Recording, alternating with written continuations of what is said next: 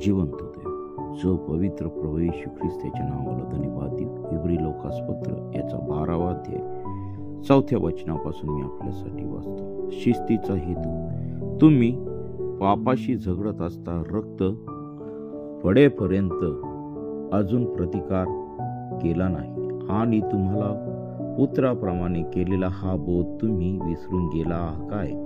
माझ्या मुला, परमेश्वराच्या शिक्षेचा अनादर करू नको आणि त्याच्याकडून दोष पदरी पडला असता खचू नको, कारण ज्यावर परमेश्वर प्रीती करीतो त्याला तो शिक्षा करीतो आणि ज्या पुत्रांना तो स्वीकारतो त्या प्रत्येकाला फटके मारतो.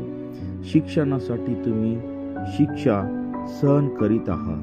देव तुम्हाला पुत्राप्रमाणे वागवितो आणि ज्याला बाप शिक्षा करीत नाही असा कोण पुत्र आहे? ज्या शिक्षेचे वाटेकरी सर्व झाले आहे, अशा शिक्षे वाचून तुम्ही जर आहात तर तुम्ही पुत्र नाही, दासी पुत्र आहात. शिवाय शिक्षा करणारे असे आमच्या देहाचे बाप आपल्याला होते आणि आपण त्याची भीड धरीत असू, तर आपण विशेष करून जो आत्म्यांचा पिता त्याच्या अधीन होऊन जिवंत राहू नये काय? त्यांना योग्य वाटली तशी थोडे दिवस ते शिक्षा करीत होते, पण तो करीतो ती आपल्या हितासाठी, म्हणजे आपण त्याच्या पवित्रतेचे वाटेकरी व्हावे म्हणून करीतो. कोणतीही शिक्षा तत्काली आनंदाची वाटत नाही, उलट खेदाची वाटते. तरी ज्यांना तिच्याकडून वळण लागले आहे त्यांना ती पुढे नीतिमत्व हे शांतिकारक फळ देते.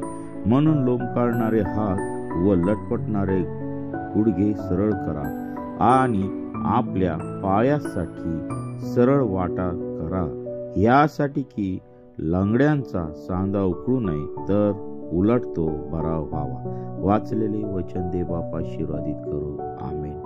आपण प्रार्थना करू. हालेलुया. स्तुती, धन्यवाद येशू दे बापा, तू पवित्र असा परमेश्वर आहे.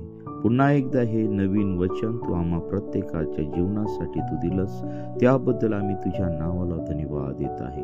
प्रभू, रात्रभर सांभाळून हा नवीन दिवस तू आमच्या जीवनामध्ये तू जोडलेला आहे, त्याबद्दल मी तुझ्या नावाला धन्यवाद देत आहे. आम्ही प्रत्येक जण ह्यावेळेस प्रभू तुझ्या चरणाजवळ समर्पित होत आहोत.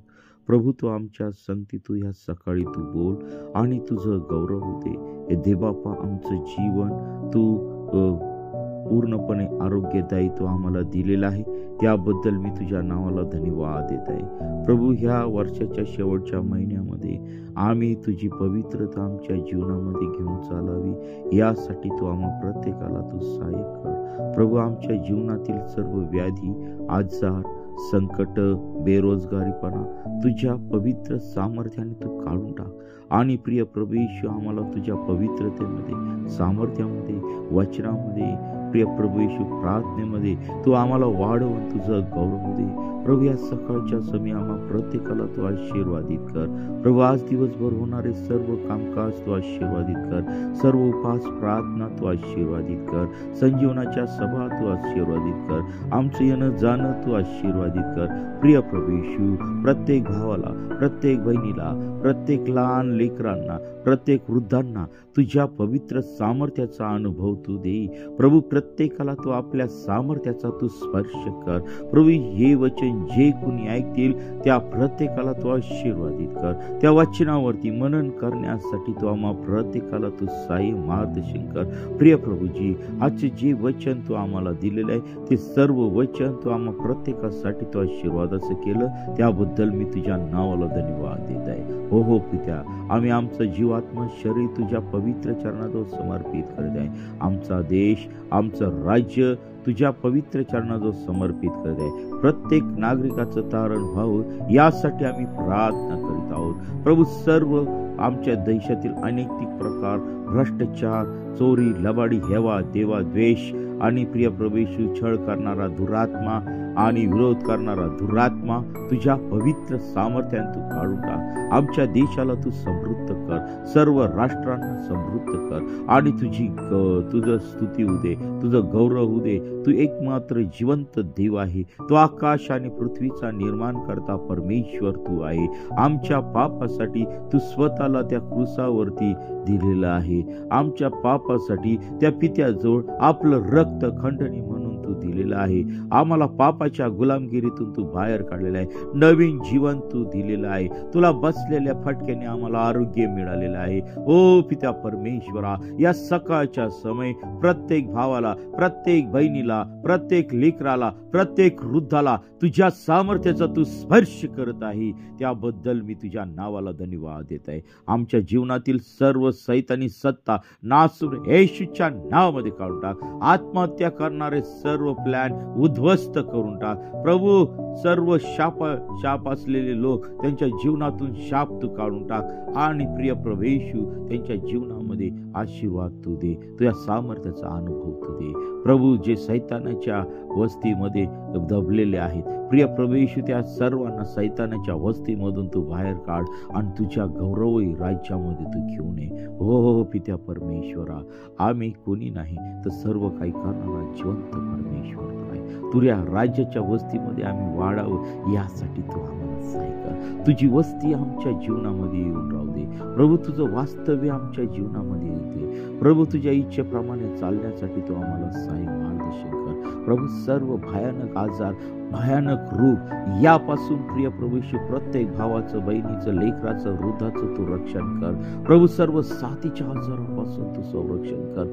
जे वातावरण बिघडलेलं आहे या वातावरणापासून तू आमचं संरक्षण कर. प्रिय प्रभू, सर्व पिकांचं, सर्व पशूंचं, प्रिय प्रभू आमच्या व्यवसायांचं आणि प्रिय प्रभू उद्योगदात्यांचं तू रक्षण कर आणि तुझं गौरव होऊ दे. प्रभू, जे कर्जाच्या ओझ्याखाली दबलेलं आहे त्यांच्या जीवनातील सर्व ओझ तू काढून टाक. हो पित्या परमेश्वरा, जे टेन्शन मध्ये आहेत, जे प्रॉब्लेम मध्ये आहेत, प्रभू जे डिवोर्स मध्ये आहेत, प्रिय प्रभू ते सर्व कॅन्सल तू करून टाक. हो पित्या परमेश्वरा, तू महान परमेश्वर आहे. जे बेरोजगार तरुण आहे त्यांना तू सुंदर असा जॉब तू दे आणि तुझं गौरव होऊ दे. प्रिय प्रभू येशू, जे निराशित आहेत, व्यसनात आहेत, ते सर्व व्यसन, निराशा प्रभू त्यांच्या जीवनातून तू काढून टाक. त्यांना तू जिवंत देव आहे हे दाखवू दे आणि तुझं गौरव होऊ दे. पित्या परमेश्वरा, आम्ही कोणी नाही तर सर्व काही करणारा जिवंत परमेश्वर तू आहे. राजांचा राजा आहे, प्रभूंचा प्रभू आहे. प्रभू, आज आम्ही आमचं जीवन तुला समर्पित करतो. इथून पुढची वेळ काळ सर्व काही तुझ्या पवित्र चरणाजवळ समर्पित करतो. ही प्रार्थना येशूच्या नावाने मागतो म्हणून ऐक.